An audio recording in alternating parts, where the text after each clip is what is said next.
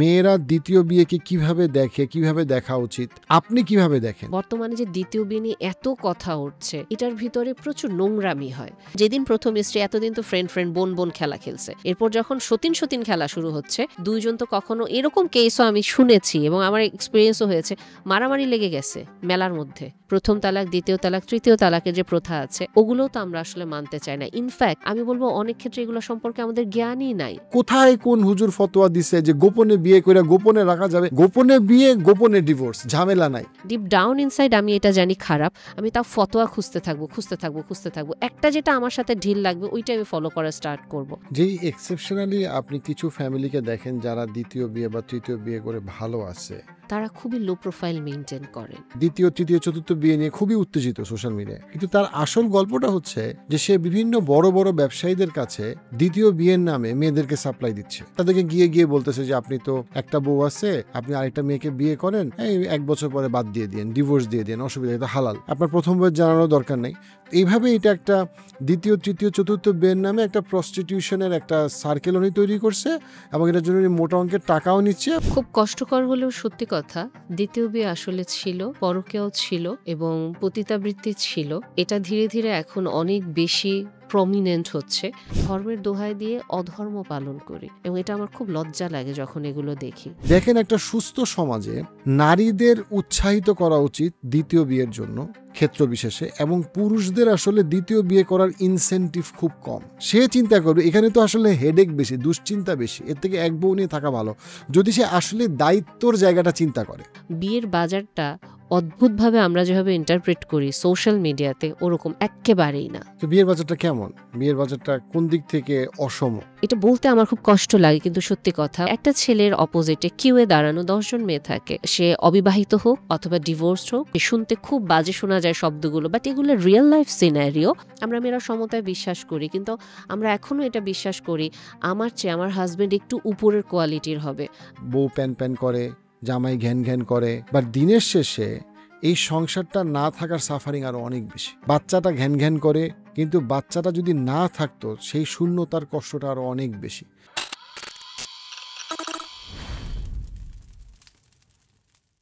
আচ্ছা ডক্টর মুনমুন, আপনি দীর্ঘ সময় ধরে সম্পর্ক নিয়ে কাজ করছেন। এখন আমাদের সময় সাম্প্রতিক যে দ্বিতীয় বিয়ে, হালাল হারাম, পরকীয়া, এগুলো নিয়ে যে অনেক আলাপ হচ্ছে, এখানে তো সমাজে এখন অনেক ইসলামিক আলোচনা আসে যে ইসলাম দ্বিতীয় বিয়ে করতে বলছে, দ্বিতীয় বিয়ে, আমি একটু মানে ধার্মিক ক্রাউডের দিকে আমি যদি আসি, যে দ্বিতীয় বিয়ে করা, দ্বিতীয় বিয়ে না করা, মেয়েরা দ্বিতীয় তৃতীয় বিয়ে করতে চাচ্ছে বা না করতে চাচ্ছে, সেই জায়গাটায় আপনি কিভাবে দেখেন যে একটা মেয়েরা দ্বিতীয় বিয়েকে কিভাবে দেখে, কিভাবে দেখা উচিত, এবং এটার বাস্তবতাটা আসলে কি বা পিছনের চিত্রটা আসলে কি? যখন ভাই এই পার্টটাতে আসবে, এটা খুবই একটা কিওটিক, একটা ডিসঅর্গানাইজড একটা জায়গা। এখানে আসলে এখানে যেটা হচ্ছে, খুব কষ্টকর হলেও সত্যি, ছেলেরা আর কিছু মানুক বা না মানুক, তাদের 4 বিয়ে করা যাবে, এটাতে তারা খুবই লাউড এবং ভোকাল। এটা হাসতে হাসতেই তারা জোকিংলি বলতে থাকে এবং বলতে বলতে তারা নর্মালাইজ করতে চায়। বাট আমাদের মেয়েরা এটা আসলে নর্মালাইজ আমরা করতে পারিনি এবং অনেক ক্ষেত্রে আমাদের সোসাইটি এখনো এটাতে রেডি না দ্বিতীয় বিয়েটা অ্যাকসেপ্ট করাতে।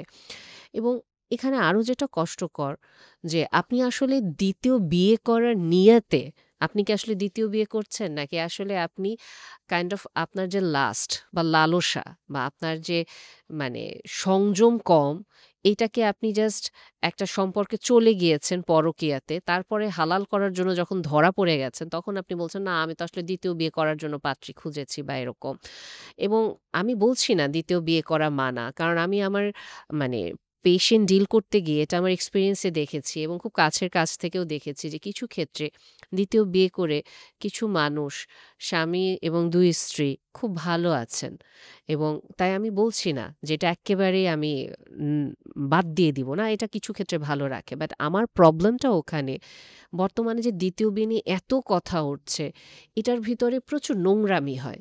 এবং দ্বিতীয় বিয়ের পাশাপাশি মানে সেদিন ডক্টর সুষমা রেজা রাখিয়াপুরি একটা কথা পড়ছিলাম যে বহু তালাকেরও একটা কাইন্ড অফ একটা প্রথা চলে আসছে এবং একটা দেখা যাচ্ছে ছেলে মেয়ে উভয়ে বিয়ে করছে, তালাক দিচ্ছে এবং তালাকগুলা কিছু ক্ষেত্রে যারা ইয়াং এজে থাকে মেয়েদের একটা কাল্টের মতো তৈরি হচ্ছে এবং কিছু ক্ষেত্রে দেখা যায় যে মানে প্রথম স্ত্রীকে তালাক দেওয়ার একটা ঢল উঠে যাচ্ছে, কারণ তারা আসলে প্রথম বিয়েটা দ্বিতীয় বিয়েটা নিতে পারছে না। এবং এখানে যে নোংরামিটা সাধারণত করা হয়, প্রথমে আসলে এটা পরকীয়া থাকে। এবং পরকীয়াটা তো শুরুতেই আমরা বললাম যে এক পক্ষে খুব ফ্রাস্ট্রেটেড মেয়েরা আছে, কিছু ক্ষেত্রে ইনসিকিউরড মেয়েরা আছে, আবার আরেকটা গ্রুপের মেয়েরা আছে যাদের আসলেই তারা মানে একটা ফ্যান্টাসির ভিতরে থাকে বিয়েটাকে নিয়ে, এবং ওই তাদের কাছে জাস্ট মনে হয় যে বিয়েটা মানেই খুব সুন্দর টাকা পয়সা বা লাইফে সিকিউরিটি চলে আসবে, এরকম একটা গ্রুপ থাকে। আরেকটা গ্রুপের জাস্ট টার্গেটই থাকে বড়লোক পুরুষ মানুষ দেখে দেখে আমি পটাবো, তারপরে কিছুদিন ভালো সময় কাটাবো, যে দেনমোহর টাকাটা ওইটা আমি আদায় করব, তারপর আবার সুন্দর ডিভোর্স দিয়ে ইদ্যতও আমার পূরণ হওয়া লাগবে না, যেহেতু আপনি এখানে ইসলামিক গ্রুপ বলছেন তাই বললাম, মানে উইদিন 2 মান্থস অর 1 মান্থ আমি আরেকটা রিলেশনে জড়াবো এবং বিয়ের জন্য তাকে প্রিপেয়ার করতে থাকবো। এবং এইসব মেয়েরা বলে তাদের জৈবিক চাহিদা খুব বেশি, এটা তাদের ফিল আপ করা লাগবে। সো অদ্ভুত রকমের একটা নোংরামি এখানে চলে দ্বিতীয় বিয়ের নামে। এবং এই ক্ষেত্রে একটা জিনিস যেটা খুব কষ্টকর, দেখেন সূরা বাকারাতে আল্লাহ কি সুন্দর করে বলেছেন যে যখন একটা মেয়ে ইদ্যতে থাকে তুমি সিক্রেটলি তাকে প্রপোজাল দিও না। তোমার মনে বাসনা থাকতে পারে, কিন্তু তুমি আস্তে করে তাকে ইদ্যত শেষ করতে চাও, তারপর পাবলিকলি তুমি তাকে অফার করো। কিন্তু আমি তো এরকম বহু উদাহরণ দেখি যেখানে, আপনি যেহেতু ইসলামিক গ্রুপের কথা বলছেন তাই বলছি, ডিউ রেসপেক্ট, আমি আসলে কাউকে অপমান করতে চাচ্ছি না। অনেক ক্ষেত্রে যেটা দেখি আল্লাহ যখন এই কথাটা বলেছেন, যখন আমরা ধর্মের একটা গ্রুপ, আমরা যখন ইসলামকে এত মানি, ডিরেক্ট আমরা এই লাইনটাকে উল্টা কিভাবে করতে পারি? ঠিক ইদ্যত চলাকালীন সময়ে আমি গোপনে গোপনে প্রপোজাল দিচ্ছি, কারণ আমি জানি এই মেয়েটা ডিভোর্সে গিয়েছে, এখনও ভালনারেবল, ওর একটা শোল্ডার দরকার, ঠিকই শোল্ডার আমি দিচ্ছি। এবং আপনি যেটা বললেন ফিশিং, এখানে হয়তো ফিশিং টার্মটা তারা ইউজ করে না, একটু শোল্ডার দিচ্ছে, আস্তে আস্তে করে একটু কথা বলে দুর্বল করে, তার যে সুযোগ সুবিধা নেওয়া দরকার, টাকা নেওয়া দরকার হলে টাকা নেয়, অথবা শারীরিক চাহিদা পূরণের জায়গা থাকলে ওই জায়গাটা পূরণ করে, তারপরে আস্তে করে মেয়েটাকে তার ইদ্যত পার হওয়ার আগেই ছুঁড়ে ফালাই দিয়ে চলে আসে। মেয়েটা ট্রমাটাইজ, এবং মেয়েটা বলছে আমাকে তো মুখে মুখে কবুল বলে বিয়ে করলো। তাহলে ওই মেয়েটারও দোষ আছে। আবার কারো কারো ক্ষেত্রে ইদ্যত পূরণ করার পরে এরকমভাবে ট্র্যাপগুলা করে এবং পাবলিকলি কখনোই তারা কোনো প্রপোজাল দেয় না।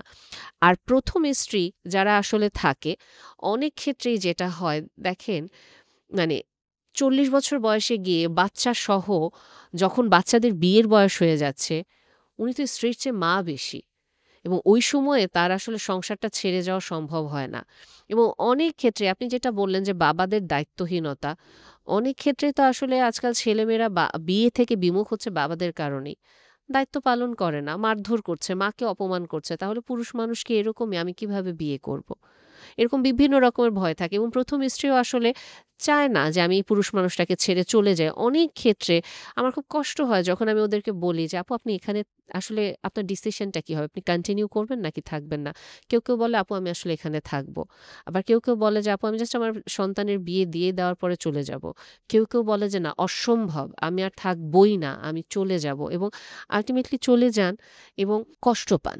কষ্ট যে পান না এটা ঠিক না, কষ্ট পান, অসম্ভব। এবং উনি না হয় ওনার হাসব্যান্ড আবার আসলে খুব দ্রুত দ্বিতীয় বিয়ে করে ফেলল। কিন্তু এই ভদ্র মহিলা পরবর্তীতে একা একা সাফার করছে, ডিপ্রেশনে যাচ্ছে। এবং তখন সে হয়তো শুধু এটাই চিন্তা করছে যে আমার জীবনে কি তাহলে কোনো ভালো দিন আসবে না। এবং ওইখানে তখন আরেকজন পুরুষ মানুষের এন্ট্রি হয় এবং এরকম একটা ধোঁকার প্রতারণা তৈরি হয়ে যায়, এবং কখনো কখনো ওই মহিলাটাই দ্বিতীয় বিয়ের জন্য প্রস্তুত হয়। আরও প্যাথেটিক যেটা, আপনি তো নিজেই দ্বিতীয় বিয়ের জন্য আসলে চলে আসলেন। তাহলে একটা সময় আমি বুঝতে পারছি আপনার জীবনে অনেক কষ্ট ছিল। কিন্তু যখনই একাকিত্বের মানে ধোঁকায় পড়ে আপনি একটা পুরুষ মানুষকে ভালোবেসে ফেললেন, এবং আপনি জানেন পুরুষ মানুষটা বিবাহিত, এবং আপনি এভাবেই রাজি হয়ে যাচ্ছেন যে আচ্ছা আপনার সংসারে থাকুক, আমি আপনার প্রথম স্ত্রীর বোন হিসেবে থাকব। সেম রোলটা প্লে হচ্ছে না? হয়তো এখানে আমি একজন বিবাহিত একজন বয়স্ক ভদ্রমহিলার কথা বলছি, কিন্তু অনেক ক্ষেত্রে আমি যেটা বললাম কিছু ইনসিকিউর ইয়াং মেয়েও থাকে ১৮-২০ বছর বয়সে, এবং তার ৪০ বছর বয়সের প্রথম স্ত্রীকে তারা ওই যে মানানোর চেষ্টা করে আমি আপুর জন্য বোন হয়েই থাকব। এবং তারা কি করে, তারা এতই অ্যাক্টিভ, তারা আগে হাজবেন্ডকে পটানোর আগে স্ত্রীকে পটানো শুরু করে, স্ত্রীর সাথে তারা ফ্রেন্ডশিপ করে যে আপু আপনি আমার ফ্রেন্ড, আপনি আমার বড় বোন, আপনার এই অ্যাক্টিভিটি আমার খুব ভালো লাগে, আপু আমি আপনার বাসায় আসতে চাই, কত একসাথে কত কিছু গল্প টল্প, তারপরে আস্তে আস্তে আপু আপনাকে আমি সারা জীবন একসাথে এক বাসায় থাকতে চাই। এবং আস্তে আস্তে স্বামীর প্রতি তার ওই অ্যাক্টিভিটি স্টার্ট হচ্ছে এবং তখন তো প্রথম স্ত্রী একটা পর্যায়ে মেনে নিতে পারেন না এবং স্বামী তো তখন বিয়ে করে ফেলেন। তারপরে যেটা হয়, যেদিন প্রথম স্ত্রী এতদিন তো ফ্রেন্ড ফ্রেন্ড বোন বোন খেলা খেলছে, এরপর যখন সতীন সতীন খেলা শুরু হচ্ছে, দুইজন তো কখনো এরকম কেসও আমি শুনেছি এবং আমার এক্সপিরিয়েন্সও হয়েছে, মারামারি লেগে গেছে মেলার মধ্যে, রাস্তায় দেখা হয়েছে, মারামারি লেগে গেছে এবং আলটিমেটলি হাজব্যান্ড খুবই গোবেচারা, আমার কি দোষ, তুমি তো এতদিন ফ্রেন্ডশিপ করছো। এবং তারপরে যিনি দ্বিতীয় স্ত্রী এটা বলেই আসলেন যে আমি শুধু বোন হিসেবে রাখবো বা মিলেমিশে থাকবো। এরপরে তার প্রথম স্ত্রীকে ভালোও লাগে না, স্বামীর স্বামীর বাবা মাকেও ভালো লাগে না, কাউকে ভালো লাগে না, তার শুধু স্বামীকে দরকার এবং স্বামী ওই চাহিদা পূরণ করতে পারে না। আলটিমেটলি কেওস ক্রিয়েট হচ্ছে এবং হাজব্যান্ড আবার কি করছে, সরি টু সে, প্রথম ওয়াইফের কাছে আবার ফেরত চলে আসতে চায়। সাফার করেছে, যখন ডিভোর্স দিয়ে ফেলে তারপরেও আবার তারা ওই ফেরত আসতে চায়। এবং এখানে আরেকটা জিনিস, এই যে ডিভোর্সের পরে এই যে আমরা যে একটা বলি যে আরেকজনকে বিয়ে করতে হবে, একজন ডিভোর্সপ্রাপ্ত স্ত্রীকে বিয়ে করে আপনাকে সুন্দরভাবে একটা সময় পার করে তারপরে ওনার কাছ থেকে তালাক নিয়ে আবার বিয়ে করতে হবে, এই প্রচলনটাও তো আমরা এখন মানতে চাই না। প্রথম তালাক, দ্বিতীয় তালাক, তৃতীয় তালাকের যে প্রথা আছে ওগুলোও তো আমরা আসলে মানতে চাই না। ইনফ্যাক্ট আমি বলবো অনেক ক্ষেত্রে এগুলো সম্পর্কে আমাদের জ্ঞানই নাই, আমরা খুব কনফিউজড, আমরা জানিই না, আমরা খোলাকেই জানি না, আমরা আসলে এই প্রথম দ্বিতীয় তৃতীয় তালাক কি জানি না, আমরা জাস্ট একটা হযবরল সময় পার করছি এবং আমরা ভাবছি এটা তো ইসলামিকলি জিনিসটা এরকমভাবে করা যায়। এবং আপনি যেটা বললেন বিভিন্ন অ্যাঙ্গেলে, ডিপ ডাউন ইনসাইড আমি এটা জানি খারাপ, আমি তা ফতোয়া খুঁজতে থাকবো, একটা যেটা আমার সাথে ঢিল লাগবে ওইটা আমি ফলো করা স্টার্ট করব।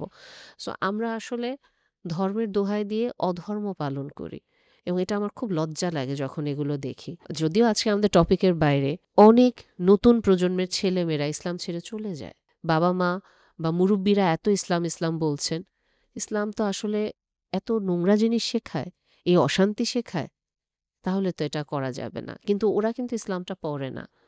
সো ওভারঅল এটা খুবই কেওটিক এবং খুব নোংরা একটা জায়গা হয়ে যাচ্ছে। যেই এক্সেপশনালি আপনি কিছু ফ্যামিলিকে দেখেন যারা দ্বিতীয় বিয়ে বা তৃতীয় বিয়ে করে ভালো আছে, তাদের আসলে কমন বৈশিষ্ট্যটা আপনি কি দেখেন যেই জন্য তারা এটাকে সোসাইটির বিরুদ্ধে গিয়ে এটাকে ব্যালেন্স রাখতে পারছে বা নোংরামির বাইরে থাকতে পারতেছে? এখানে একটা জিনিস খুব সত্যি, যারা আসলে ভালো আছে দ্বিতীয় বিয়ে করে, প্রথম স্ত্রী দ্বিতীয় স্ত্রী হয়তো যোগাযোগ রাখেন বা যোগাযোগ রাখেন না, তারা খুবই লো প্রোফাইল মেনটেন করেন। কারণ কি, যখনই আসলে বাহিরে এটা বলতে যাওয়া হয় যে আমার আম্মা এটা করছে, ও তোমার আম্মা না, মানে আমার প্রথম আম্মা করছে এটা, ছেলেমেয়েগুলো খুব লো প্রোফাইলে থাকে। কারণ তারা কিন্তু happy as a family member, কারণ তারা জানে যে আমার আব্বা আম্মা সুন্দরভাবে সম্পর্কটা মেনটেন করছে এবং যিনি হাজব্যান্ড উনিও খুব লো প্রোফাইলেই থাকে, এটা নিয়ে উনি খুব চাউর করতে চান না। কারণ কি, এই সোসাইটি তাদেরকে ভালো থাকতে দিবে না, বিভিন্ন রকমের হতাশা, নোংরামি, অপমান বারবার করতে থাকবে, বিতৃষ্ণা ঢুকানোর চেষ্টা করবে। প্রথম বউকে বলতে থাকবে যে তোমাকে তো এভাবে বঞ্চিত করা হচ্ছে, দ্বিতীয় বউকে এভাবে বলা হবে। কিন্তু যেই জায়গাটা আমার কাছে খুব ভালো লাগে, আমি এরকম কিছু কেস বলতে পারবো যেখানে প্রথম স্ত্রীরই হয়তো এক অসুস্থতা ধরা পড়ে যাচ্ছে। সেটা হতে পারে যে একটা পর্যায়ে গিয়ে তার স্বামীর যে চাহিদাটা পূরণ করার ক্ষমতা ওটা হয়তো থাকছে না, বা তার হয়তো কোনো একটা জটিল কোনো অসুখ হয়ে গিয়েছে এবং সে নিজে থেকে হাসব্যান্ডকে এই পারমিশনটা দিচ্ছে যে আমি আপনাকে অসম্ভব ভালোবাসি, কিন্তু আমি আপনাকে ছেড়ে থাকতে চাই না এবং আমি তো আপনার প্রতি দায়িত্বটা পালনও করতে পারছি না। কাজেই আপনি হয়তো নতুনভাবে দেখতে পারেন। এবং অনেক ক্ষেত্রে প্রথম স্ত্রী হয়তো নিজেই খুঁজে নিয়ে এসে বিয়ে দিচ্ছেন এবং হ্যাঁ, দুজন মেয়ে আসলে কখনো বন্ধু হতে পারে না, এই কথাটা খুব চাউর। কিন্তু ওই জায়গাটাতে যখন আসলে একটা হেলদি বাউন্ডারি বা ডিসট্যান্সটা মেইনটেইন করেন এবং হাসব্যান্ডকে এখানে খুব রক সলিড একটা রোল প্লে করতে হয় যে আমি আসলে তোমার প্রতিও যতটুকু দায়িত্ব পালন করছি ওর প্রতিও দায়িত্ব পালন করছি। এবং এখানে আমার যেটা খুব ভালো লাগে, আমাদের একটা টেন্ডেন্সি থাকে সবাইকে খুশি করার এবং হাসব্যান্ড কাকে খুশি করবে, বেশিরভাগ সময় তখন একজন ছেলে যেটা করেন, খুশি করার চেষ্টা করেন না, উনি যেটা করেন ইনসাফ করার চেষ্টা করেন, উনি ন্যায়টা পালন করেন যে আমি ওনাকেও এতটুকু দিয়েছি, তোমাকেও এতটুকু দিয়েছি এবং এটা তোমাদের সম্মতিতেই হয়েছে, আমি এতটুকু করব। আবার কিছু ক্ষেত্রে এরকমও দেখেছি যেখানে হয়তো প্রথম স্ত্রীর শুরু থেকেই অসুস্থতা ছিল, সেটাকে হয়তো গোপন করে বিয়ে দেওয়া হয়েছে এবং হাসব্যান্ড মেনে নিয়েছেন, আমি আসলে এভাবেই থাকবো সংসারে, হয়তো সন্তান হয়ে গিয়েছে, তারপরে হয়তো একটা পর্যায়ে স্বামী যখন আর পারছেন না সন্তানদের দেখাশোনার জন্য, প্রথম স্ত্রীর সম্মতিতেই আবার বিয়ে করছেন এবং এমন কাউকে বিয়ে করছেন যিনি আসলে আবার কখনো হয়তো মা হতে পারবেন না বা তার বয়সটাও হয়তো ওরকম হয়ে গিয়েছে, এবং তখনও কিন্তু সুন্দর একটা আন্ডারস্ট্যান্ডিংয়ের মাধ্যমে বাচ্চাগুলোকে আগলে রেখে একটা ফ্যামিলি বিল্ড আপ করছেন তারা।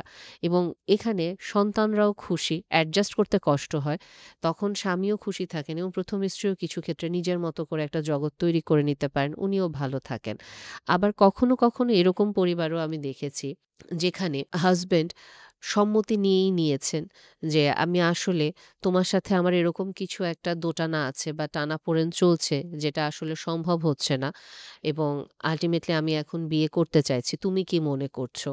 এবং এই কেসে প্রথম স্ত্রী সাধারণত যেটা বলেন যে ঠিক আছে আপনি বিয়ে করতে পারেন, কিন্তু যেটা আপনি করবেন আপনি আসলে আলাদা করে ওনাকে রাখবেন এবং আমি এই ডিস্টেন্স বা বাউন্ডারি মেইনটেইন করতে চাই, এবং আপনি যদি এটা অ্যালাউ করেন একমাত্র তখনই আপনি করতে পারবেন, আদারওয়াইজ আমি এটা অ্যালাউ করব না, এবং হাজব্যান্ড তখন জিনিসটা মেইনটেইন করেন। বাট আমি বলবো না সবার জন্য এই ঘটনাগুলো প্রযোজ্য। আমি বলবো না এখন তাহলে গণহারে আপনারা দ্বিতীয় বিয়ে করে ফেলেন। আমি জাস্ট এরকম একটা এক্সাম্পল যদি দেই যে একজন হাসব্যান্ড মানে আসলে তার স্ত্রী অসুস্থ এবং সে অসম্ভব একাকিত্ব বোধের ভিতর দিয়ে যাচ্ছে। তার সন্তানরাও বড় হয়ে গিয়েছে এবং তার আসলে একটা সাপোর্ট দরকার, এবং সে তার স্ত্রীকে বিভিন্ন সময়ে বলছে যে, "আমি আসলে কি করব? আমি তো পারছি না।" ইমোশনাল সাপোর্টটা নেই, পরিবারের দেখাশোনা নেই বা ফিজিক্যাল যে নিড ওটাও তো ফুলফিল হচ্ছে না। সব দিক থেকে সে সাফার করে যাচ্ছে এবং স্ত্রী বলছেন যে, "না, আমি তোমাকে দ্বিতীয় বিয়ের কখনোই অনুমতি দিব না।" এবং অদ্ভুতভাবে হাসব্যান্ড ডিভোর্সও দিতে পারবে না। কারণ স্ত্রীর পরিবার অসম্ভব প্রভাবশালী। উনি যদি এখন স্ত্রীকে ডিভোর্স দেন, উনার ক্যারিয়ার থেকে শুরু করে উনার ফ্যামিলি পর্যন্ত জেলখানায় ঢুকে যাবে। মানে সব ধ্বংস হয়ে যাবে। এবং সেই ক্ষেত্রে ভদ্রলোক কমপ্লিটলি ট্র্যাপড, এবং ভদ্রলোকের জন্য বেসিক্যালি তখন কি ইজি? তখন প্রস্টিটিউশন ইজি তার জন্য। তখন তার জন্য পরকীয়া ইজি। তার জন্য সুগার ড্যাডি হওয়াটা ইজি। এবং আমাদের সোসাইটি আল্টিমেটলি এই জায়গাগুলোতে ঠেলে দিচ্ছে। কিন্তু এই ভদ্রলোক যদি হালালভাবে ডিভোর্স এটলিস্ট দিতে পারতেন, উনি তো আবার একটা বিয়ে করতে পারতেন। অথবা ওই ভদ্রলোক আসলেই যখন নিরুপায় হয়ে তার স্ত্রীকে বলছিল এবং স্ত্রীর আসলেই সামর্থ্য ছিল না, সেই ক্ষেত্রে ওনার জন্য ওনার হাসব্যান্ডও সাফার করছে, বাচ্চারাও সাফার করছে। বাট উনি এটাতে নিরুত্তর। না, আমি কিছুই করব না। তোমরা আমার সাথে এভাবেই থাকবে। সো এই জায়গাগুলো থেকে আসলে আমাদের সমাজে নোংরামিগুলো তখন প্রচার হয়ে যায়। কোনো পুরুষ মানুষের যদি আসলে প্রচুর পরিমাণে জুতার বাড়ি খেতে এবং গালি খেতে ইচ্ছা করে, তার আসলে ফেসবুক এবং ইউটিউবে এসে দ্বিতীয় বিয়ে নিয়ে কথা বলা উচিত। তারপরে ২ টা কথা বলি, মানে মোর অফ লাইক পর্দার অন্তরে দায়িত্ববোধ থেকে কতগুলো জায়গা থেকে বলি। কয়েকটা গল্প বলি প্রথমে। ফার্স্ট অফ অল সেটা হচ্ছে গিয়ে, মানে সমাজের ২ জন ডিফারেন্ট নারীর কাছ থেকে আমি অভিযোগটা শুনছি। তারা বিশ্বস্ত, সেজন্য আমি বলতেছি এই গল্পটা। সেটা হচ্ছে আমাদের সমাজ, আমি নাম না বলি, সমাজের একজন, যেহেতু এটা অভিযোগ, আমাদের একজন খুবই একজন ধর্মীয় একজন কি বলবো, একজন ধর্মীয় ব্যক্তিত্ব। তিনি মানে দ্বিতীয়, তৃতীয়, চতুর্থ বিয়ে নিয়ে খুবই উত্তেজিত সোশ্যাল মিডিয়ায়। কিন্তু তার আসল গল্পটা হচ্ছে যে সে বিভিন্ন বড়, বড় ব্যবসায়ীদের কাছে আসলে দ্বিতীয় বিয়ের নামে মেয়েদেরকে সাপ্লাই দিচ্ছে। তৃতীয় বিয়ের নামে, চতুর্থ বিয়ের নামে বড়, বড় একটু ধার্মিক ব্যবসায়ী যারা হজ উমরায় যায় বেশি, তাদেরকে গিয়ে বলতেছে যে, "আপনি তো একটা বউ আছে, আপনি আরেকটা মেয়েকে বিয়ে করেন, এই ১ বছর পরে বাদ দিয়ে দিয়েন, ডিভোর্স দিয়ে দিয়েন, অসুবিধা, এটা হালাল। আপনি তো আর আগের জীবনে আপনি ধার্মিক ছিলেন না, তখন আপনি থাইল্যান্ডে যাইতেন। এখন আপনি তো ধার্মিক হইছেন, এখন তো আপনাদেরকে আর থাইল্যান্ডে যেতে পারবেন না। লোকে কি বলবে? আপনি একটা কাজ করেন, আপনাকে আমি মেয়ে দিচ্ছি, গ্রাম থেকে এনে, ওইখান থেকে এনে, সেখান থেকে এনে আপনি এই ৬ মাস রাখেন, ১ বছরে কিন্তু আপনি ডিভোর্স দিয়ে দিলেন। আপনার প্রথম বইয়ের জানানোর দরকার নেই।" এইভাবে এটা একটা দ্বিতীয়, তৃতীয়, চতুর্থ বিয়ের নামে একটা প্রস্টিটিউশনের একটা সার্কেল উনি তৈরি করছে এবং এটার জন্য উনি মোটা অঙ্কের টাকাও নিচ্ছে। সো বেসিক্যালি উনি একটা পিম্প। কিন্তু লেবাসে পাঞ্জাবি, পায়জামা, টুপি, টাকনুর উপরে প্যান্ট সবই আছে। হ্যাঁ, মানে ওই জায়গায় সবই আছে। কিন্তু সে বেসিক্যালি প্রস্টিটিউশনকে একটা, কি বলবো, কৃত্রিম হালাল করার একটা ধান্দার মধ্যে সে তৈরি করছে। এটা গেল একটা গল্প সমাজের। আরেকটা গল্প হইল যে এক ভদ্রমহিলা একসময় সে তার ক্যারিয়ারের একটা ডিসিশন নিয়ে কথা বলার জন্য আমার কাছে আসছিল। ভদ্রমহিলা খুবই, কি বলবো, যেটাকে আমরা বলি গুণবতী এবং কি বলবো, মানে যোগ্য। সোজা কথা, ভদ্রমহিলা যোগ্য, সব দিক থেকে যোগ্য। তো ক্যারিয়ারে মানে ফাঁকে কনভারসেশনটা আসছিল যে, মানে ক্যারিয়ার মেন্টরিংয়ের বা ফাঁকে, সেটা হচ্ছে কি যে ওনার পরিবার নিয়ে ডিসকাশনে আসে। উনি বলতেছিলেন যে মানে ইয়াহিয়া ভাই, আমি একজনের দ্বিতীয় স্ত্রী। তো আমি চাচ্ছিলাম আপনি যদি কিছু মনে না করেন একটা প্রশ্ন করি যে আপনার মতো একজন যোগ্য নারী সে দ্বিতীয় বিয়ে কেন করবে? সো ভদ্রমহিলার বয়স বিটুইন 40 to 55। উনি বললেন যে দেখেন, ওনার লাইনটা আমার মনে আছে বিকজ ওনার লাইনটা খুব পাওয়ারফুল। উনি বলছেন যে দেখেন ইয়াহিয়া ভাই, আপনি যাকে পছন্দ করেন, যাকে যোগ্য মনে করেন, তার সাথে সপ্তাহে 2 দিন থাকা অনেক বেটার একা থাকার থেকে, অথবা এমন কারোর সাথে সারা জীবন থাকার থেকে যাকে আপনি পছন্দ করেন না। সো যাকে আপনি পছন্দ করেন তার সাথে সপ্তাহে 2 দিন থাকা ইজ ওয়ে বেটার দেন একা থাকা, অথবা এমন কারোর সাথে থাকা যাকে আপনি পছন্দ করেন না এবং কিন্তু তার সাথে আপনি সারা বছর আছেন বা সারা জীবন আছেন। সো ওনার ঘটনাটা উনি বলতেছিল যে আমার ফার্স্ট হাজবেন্ড আমাকে খুব অ্যাবিউজ করতো, আমি তাকে ডিভোর্স দিয়ে দিয়েছি, মারতো, খারাপ ব্যবহার করতো, ছোটোবেলায় বিয়ে হয়েছে। তারপরে আমি প্রায় 7 বছর একা ছিলাম। দেন আমার একজন ভদ্রলোকের সাথে পরিচয় হয়, অ্যান্ড দেন সেখানে তো একটা আন্ডারস্ট্যান্ডিং হয় না সব কিছু, অ্যান্ড দেন আমি বেসিক্যালি দ্বিতীয় বিয়ে করি এবং আমি জানি লোকটাকে ইত্যাদি ইত্যাদি এবং সব কিছু। এমন না যে তার ম্যারিড লাইফ পারফেক্ট, বাট তারা এই এই উনি দ্বিতীয় বউ হিসেবে আছে অলরেডি 10 বছরের বেশি সময় হয়ে গেছে প্রায়। আমি এই জন্য ঘটনাটা বললাম যে আমাদের সমাজে সবসময় দ্বিতীয় বিয়ে বা তৃতীয় বিয়ে নিয়ে যে একটা জঘন্য গল্প বলা হয় অথবা অস্বাভাবিক গল্প বলা হয়, সেই গল্পটার মধ্যে অনেক বাড়াবাড়ি আছে, যে বাড়াবাড়িটা আসলে আমাদের জন্য আসলে হেল্পফুল না। দেখেন, একটা সুস্থ সমাজে আসলে নারীদের উৎসাহিত করা উচিত দ্বিতীয় বিয়ের জন্য ক্ষেত্র বিশেষে, এবং পুরুষদের আসলে দ্বিতীয় বিয়ে করার ইনসেন্টিভ খুব কম যদি সে আসলে সৎ হয়। কেন? কারণ যদি সে একটা যোগ্য সৎ স্বামী হয়, পুরুষ হয়, তার জন্য দ্বিতীয় অথবা তৃতীয় বউ অনেক বড় বার্ডেন।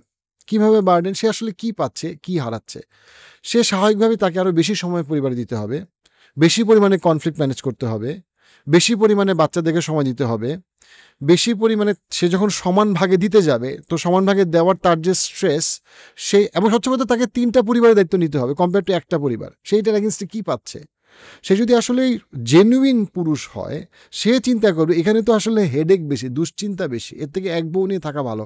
যদি সে আসলে দায়িত্বর জায়গাটা চিন্তা করে, নারীদের জায়গা থেকে আসলে তাদের পাওয়াটা বেশি ক্ষেত্র বিশেষে। কাদের জন্য? স্পেশালি যারা জানে যে যাদের আসলে অপশন 2টা, একা থাকা অথবা আপনার অযোগ্য পুরুষকে বিয়ে করা, তাদের জন্য এই তৃতীয় রাস্তা, মানে কারো দ্বিতীয় তৃতীয় বউ হওয়াটা উৎসাহিত করাটা তাদের সোসাইটি থেকে এটাই স্বাভাবিক। সো একটা সুস্থ সোসাইটিতে আসলে নারীদের ক্ষেত্র বিশেষে দ্বিতীয় তৃতীয় বিয়েকে উৎসাহিত করার কথা, আর পুরুষদের বলার কথা ভাই আমি ঝামেলায় যাব না। আমাদের সোসাইটি হয়ে গেছে উল্টা, কারণ পুরুষরা ধান্দাবাজ এবং নারীরা অনেক ক্ষেত্রে এই ব্যাপারটা খুবই প্র্যাকটিক্যাল লেন্সে দেখে না, যে একটা 20-25 বছরের মেয়ের কাছে দ্বিতীয় তৃতীয় বিয়ে অস্বাভাবিক মনে হবে, এটাই স্বাভাবিক। কিন্তু কার কাছে অস্বাভাবিক মনে হওয়ার কথা না? যেই নারীর একটা লম্বা সময় ধরে একা আছে এবং যারা অনেক ম্যাচিওর, মেবি 35+, মেবি 40+, যারা জীবনটাকে অনেক তারা দেখে যে সাদা কালোর বাইরে অনেকগুলো রং আছে।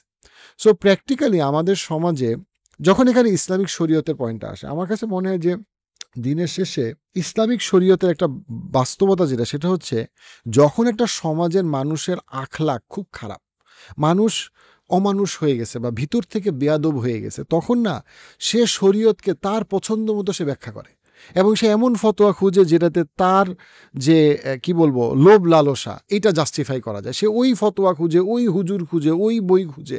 সে ইসলাম খুঁজে না, সে সত্য খুঁজে না, সে তার ইমান তাকওয়ার দিকে তাকায় না। সে চিন্তা করে না তার মেয়ের জন্য সে কি চায়, সে চিন্তা করে কোন ফাঁক দিয়া, কোথায় কোন হুজুর ফতোয়া দিছে বউরে বেল দিয়ে পিটানো যাবে, কোথায় কোন হুজুর ফতোয়া দিছে যে গোপনে বিয়ে করে গোপনে রাখা যাবে, গোপনে বিয়ে গোপনে ডিভোর্স, ঝামেলা নাই।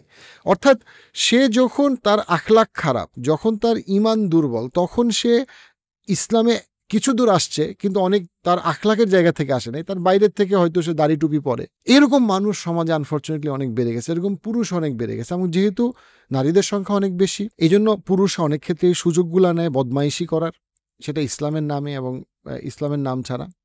আবার এখানে আরেকটা বিষয় আছে, সেটা হচ্ছে কি অনেক ক্ষেত্রে নারীরা আউট অফ ফ্রাস্ট্রেশন অথবা আউট অফ গ্রিড, দুই রকমই তারা কি করে, তারা আপনি যেটা বললেন যে দ্বিতীয় বা তৃতীয় বিয়ে করার আগে আমার কিচ্ছু লাগবে না, তোমার সপ্তাহে একদিন ফোন করলেই হবে, মাসে একদিন দেখা করলেই হবে, কোনো টাকা পয়সা দেওয়া লাগবে, কিছুই লাগবে না। বিয়েটা হওয়ার পরে এখন আমি নারী নির্যাতন মামলা করব, কারণ তুমি আমাকে অ্যাবিউজ করছো, তুমি বিয়ের নামে প্রতারণা করছো। সো বিয়ের আগে আমার কিচ্ছু লাগবে না, কিছুই লাগবে না, কারণ সে জাস্ট ঢুকতে চাচ্ছে দরজায়। একবার যখন সে ঢুকলো, এখন বাসার থেকে পারলে হাজব্যান্ডকে লাথি দিয়ে বের করে দেয়। এই জিনিসগুলোও কিন্তু আমাদের সমাজে হচ্ছে। সো আমি যেটা বলবো সেটা হচ্ছে যে যেই সমাজের পুরুষ এবং নারী দুইটার মধ্যেই প্রচুর পরিমাণে কি বলবো মানে পর্ন অ্যাডিকশন, লোভ লালসা, হাইপার ক্যাপিটালিজমের আমি আরও চাই চাই চাই এবং প্রচুর পরিমাণে ইগো ঢুকে গেছে, সেইখানে আসলে দ্বিতীয় বিয়ে, তৃতীয় বিয়ে অথবা ইভেন একটা বিয়েরই যে ম্যারেজ নামের যে ইনস্টিটিউটটা, সেই ইনস্টিটিউটটা বিকৃত হবে অথবা বিচ্ছিন্ন হবে, এটাই কিন্তু স্বাভাবিক এবং এইটাই হচ্ছে। সো মানুষ কিন্তু যারা একটা বিয়েও করে আছে তারাও কিন্তু সবাই সুখে নাই, তাদের মধ্যে সংসারে অনেক অশান্তি। সো আমি যেটা বলবো সেটা হচ্ছে গিয়ে যে দ্বিতীয় এবং তৃতীয় বা চতুর্থ বিয়ে অবশ্যই ক্ষেত্র বিশেষে সমাজকে উপকার দিতে পারে, বাট তার জন্য পুরুষ এবং নারীর প্রচুর পরিমাণে সুচিন্তা এবং ইসলামের সৌন্দর্যকে দেখা এবং দায়িত্ববোধের কথা বেশি চিন্তা করা, রাদার দেন আমি কত আনন্দ করব বা ফুর্তি করবো বা হানিমুন আমার 10টা হানিমুন হবে, এই চিন্তার থেকে দায়িত্ববোধের চিন্তাটা তখনই আসবে যখন মানুষের জেনুইন তাকওয়া আছে। তার আগ পর্যন্ত এইখানে ওই দ্বিতীয় তৃতীয় বিয়ের নামে পরকীয়া অথবা নারীদের কি বলবো মানে কি বলবো নারী পুরুষকে প্রতারিত করবে, পুরুষ নারীকে প্রতারিত করবে, এর মধ্যেই আমরা আসলে আগায় যাব। সো এখানে আপনি একজন নারী হিসেবে অথবা কোনো একজন পুরুষ দ্বিতীয় তৃতীয় বিয়েকে অপছন্দ করে, দ্যাট ইজ ফাইন, বাট এই ইনস্টিটিউটটাকে অ্যাবান্ডেন করা আমাদের জন্য ভালো না, যেটাকে হালাল করা হয়েছে। আপনি আপনার জন্য এই পথটাকে অপছন্দ করেন, পারফেক্ট, নো প্রবলেম, এটা তার বাধ্য করা হয়নি। কিন্তু আপনি কি বলবো এই ইনস্টিটিউটটাকে যদি আপনি বন্ধ করে দেন, হয়তো এইটার যে কি বলবো যে কনসিকুয়েন্সটা সমাজের জন্য আরও অনেক খারাপ। সো সেই জায়গাটা থেকে আমি বলবো যে আমাদের সমাজে দ্বিতীয় তৃতীয় বিয়ে নিয়ে আলোচনা করা ডেফিনেটলি খুবই কঠিন, কিন্তু অ্যাট দ্য সেম টাইম আমাদের মনে রাখা উচিত যে আপনি একটা বিয়ে করেন, দুইটা বিয়ে করেন, তিনটা বিয়ে করেন, যাই করেন, আমাদেরকে আল্লাহর সামনে দাঁড়াইতে হবে এবং আল্লাহ আমাদের অন্তরের খবর জানেন। এবং আমরা কি আমাদের প্রথম বউকে ঠকাইতেছি না, দ্বিতীয় বউকে ঠকাইতেছি নাকি বউ হিসেবে জামাইকে ঠকাইতেছি না, আমি অন্য কারো পরিবার ভাঙতেছি, সেটা আর যার কাছে লুকায় রাখা যাক, আল্লাহর কাছে লুকায় রাখা যাবে না। আমরা তো লাইফ স্প্রিংয়ে ক্লিয়ারলি মানসিক স্বাস্থ্য সেবা দিতে গিয়ে আমরা দেখি যে আমাদের মোর দেন 30% ক্লায়েন্ট সম্পর্ক নিয়ে আমাদের কাছে, পার্টিকুলারলি আমাদের মোর দেন 45 সাইকিয়াট্রিস্ট এবং সাইকোলজিস্টের কাছে আসেন, এবং আমরা ক্লিয়ারলি দেখি যে এর পিছনে অনেকগুলো গল্প আছে, যে গল্পগুলো সমাজে বলা হয় না। মানুষ হঠাৎ করে অবাক হয়ে যায় যে এখন দ্বিতীয় বিয়ে, তৃতীয় মেয়ে এত কথা কি, পরকীয়া নিয়ে এত কথা কি, বা এত মেয়ে কেন স্বেচ্ছায় একরকম ফর্মাল ইনফর্মাল পতিতাবৃত্তিতে চলে যাচ্ছে, এটা হঠাৎ করে কেন সমাজে আসতেছে। তা আপনি আসলে এর পিছনের চিত্রটা আপনি কাজ করতে গিয়ে অ্যাজ আ প্রফেশনাল কি দেখেন? খুব কষ্টকর হলেও সত্যি কথা, দ্বিতীয় বিয়ে আসলে ছিল, পরকীয়াও ছিল এবং পতিতাবৃত্তি ছিল। এটা ধীরে, ধীরে এখন অনেক বেশি প্রমিনেন্ট হচ্ছে এবং আরো যেটা কষ্টকর, এগুলো আরো বাড়বে।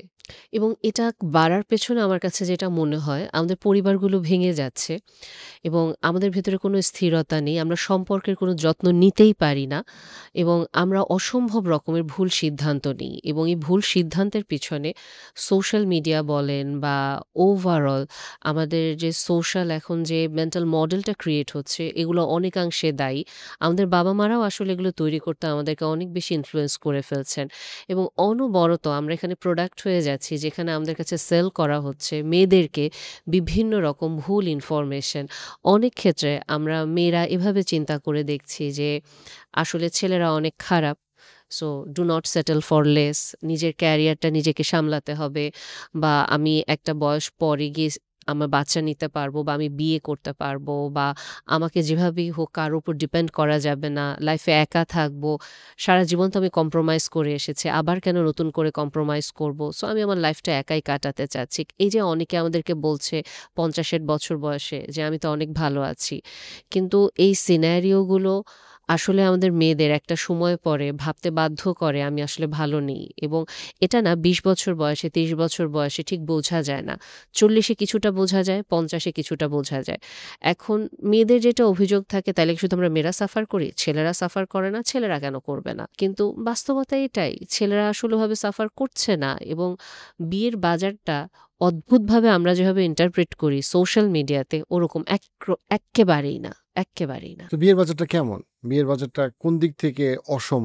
আমি জাস্ট এমনি একটা এক্সাম্পল দেই। সেদিন ফেসবুকেই একটা স্টেটাস দেখছিলাম যে একজন ভদ্রলোক জাস্ট সিম্পলি বলেছেন ডিভোর্স করার পরে ছেলেরা খুব সুন্দরভাবে একজন জীবনসঙ্গী পেয়ে যান এবং তারা আস্তে আস্তে সেটেল ডাউন করে ফেলেন। তাদেরকে অত বেশি খুঁজতে হয় না। কিন্তু ডিভোর্স হওয়ার পরে মেয়েরা অনেক বেশি সাফার করে। অদ্ভুতভাবে ভদ্রলোককে পুরা সবাই ধুয়ে দিল। বকা বাদ্য করে একেবারে অস্থির হয়ে গেল গালিগালাজ করে। বিয়ের বাজার অ্যাকচুয়ালি এরকম, এবং এটা আমরা মানি বা না মানি, এটা সত্যি কথা যে আসলে আমাদের বিয়ের বাজারে আপনার সাথে একটু আগে তো কথা হচ্ছিল যে যোগ্য পাত্র আসলে নেই। আমরা একটা ছেলের জন্য, এটা বলতে আমার খুব কষ্ট লাগে কিন্তু সত্যি কথা, বলা যেতে পারে একটা ছেলের অপোজিটে কিউয়ে দাঁড়ানো 10 জন মেয়ে থাকে। সেটা সে অবিবাহিত হোক অথবা ডিভোর্স হোক অথবা সে বিপত্নিক হোক, যাই হোক না কেন। এবং এই জিনিসটা আমি যখন দেখব একটা মেয়ের অপোজিটে কয়জন ছেলে দাঁড়ানো, এটা কষ্টকর। এই সংখ্যাটা আসলে অনেক কম। এই জিনিসটা, এই রিয়েল সিনারিও নিয়ে যখন আপনি, আমি বা অন্য কোনো মেন্টাল হেলথ প্রফেশনাল বা ম্যাচ মেকিং প্ল্যাটফর্ম কথা বলতে যাবে, তখনই কিন্তু অদ্ভুতভাবে আমাদের উপরে ঝাঁপিয়ে পড়া হবে যে আচ্ছা তাহলে মেয়েরা কি ফার্স্ট ডিভোর্স দেওয়ার পর সেকেন্ড ম্যারেজ বা থার্ড ম্যারেজ করে না? ওরা কি কখনো ভালো থাকে না? অবশ্যই থাকে, কেন বিয়ে করবে না? মেয়েরা অবশ্যই বিয়ে করছে। কিন্তু আমার পয়েন্টটা ওখানে, একটা মেয়ে ডিভোর্স দেওয়ার পরে আবার আরেকজন জীবন সঙ্গী খুঁজে পাওয়া, এটা আসলে কয়জন খুঁজে পায় এবং আসলে কত দ্রুত পাচ্ছে বা কত লেংদি টাইম পিরিয়ড পার করে পাচ্ছে। এবং এই যে একটা মেয়ে অপেক্ষা করতে করতে সে কোনো ভুল ডিসিশনে যাচ্ছে, সে কি দ্বিতীয় বিয়ের মতো কোনো কিছু করতে গিয়ে অন্য একটা মানুষের সংসার ভেঙে ফেলছে, সে কি তার ফ্রাস্ট্রেশনটা সামলাতে না পেরে ইনডিরেক্ট একটা প্রস্টিটিউশনে চলে যাচ্ছে। শুনতে খুব বাজে শোনা যায় শব্দগুলো, বাট এগুলো রিয়েল লাইফ সিনারিও। অথবা সে কি এরকম হচ্ছে আউট অফ ফ্রাস্ট্রেশন সে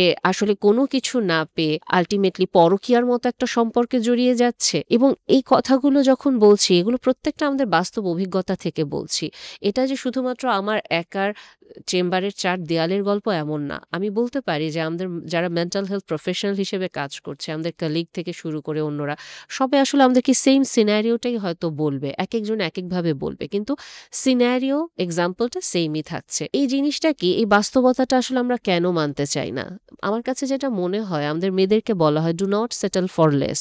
তুমি কেন কোনো কিছুর জন্য কম কিছুতে সেটেল করবা? আমি কিন্তু এই নিয়ে কথাটা দুবার বলছি, ইচ্ছা করেই বলছি, কারণ এই কথাটা না আমাদের মেয়েদের মাথায় একেবারে বারবার বারবার বলে ঢুকিয়ে দেওয়া হচ্ছে এবং আমাদের মেয়েদেরকে বলা হচ্ছে তুমি তোমার লাইফে তোমার মতো করে এনজয় করো, তুমি একজন স্বয়ংসম্পূর্ণ মানুষ। আমরা মেয়েরা স্বয়ংসম্পূর্ণ না।